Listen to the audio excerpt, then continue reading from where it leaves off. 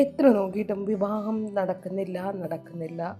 അതോടൊപ്പം തന്നെ പല സർവീസുകളിലും പേയ്മെൻ്റ് അടച്ചു പറ്റിക്കപ്പെട്ടു എന്നുള്ളതല്ലാതെ വിവാഹം നടക്കുന്നില്ല എന്ന് പറയുന്നതൊക്കെ വെറുതെയാണ്.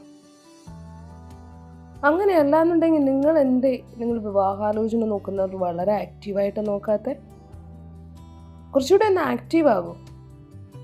നിങ്ങൾക്ക് വേണ്ടിയിട്ടല്ലേ ഈ കുറച്ചധികം ആലോചനകളുടെ ഡീറ്റെയിൽസ് ഇവിടെ ഷെയർ ചെയ്യുന്നത്. അപ്പോൾ നിങ്ങൾക്ക് ആർക്കെങ്കിലും നിങ്ങൾ അവിടുത്തെ ക്വാളിഫിക്കേഷൻ ബാക്കി കാര്യങ്ങളെല്ലാം വിട്ടേക്കുക, ഒന്ന് ട്രൈ ചെയ്ത് നോക്ക്. ആർക്കെങ്കിലും ഓക്കെ ആകുകയാണെങ്കിൽ ഓക്കെ ആകട്ടെ. അപ്പോൾ ഇന്നിവിടെ പറയുന്നത് 2 പെൺകുട്ടികളുടെ ആലോചനയാണ്. ഏകദേശം പ്രായം 32-33. ഹിന്ദു ഈഴവ കാസ്റ്റാണ് വരുന്നത്. ഒന്ന് PG ക്വാളിഫിക്കേഷനാണ്, അതോടൊപ്പം ഒന്ന് BTech ക്വാളിഫിക്കേഷനാണ്. 2 പേരും വർക്ക് ചെയ്യുന്നുണ്ട്. PG ക്വാളിഫിക്കേഷനുള്ള പെൺകുട്ടി, 32 വയസ്സുള്ള പെൺകുട്ടി, അച്ഛൻ, അമ്മ, ഒരു സഹോദരിയുടെ വിവാഹം കഴിഞ്ഞു. ഇടത്തരം ഫാമിലിയാണ്. അനുയോജ്യമായിട്ടുള്ള ആലോചനകൾ നോക്കുന്നുണ്ട്. അത്യാവശ്യം ജാതക പൊരുത്തം അവർ നോക്കുന്നുണ്ട്. പിന്നെ രണ്ടാമത് 33 വയസ്സ് പറഞ്ഞില്ലേ, BTech ക്വാളിഫിക്കേഷൻ. ജാതകത്തിൻ്റെ കാര്യത്തിൽ പ്രത്യേകിച്ച് അത്ര നിർബന്ധമൊന്നും അവർ പറയുന്നില്ല.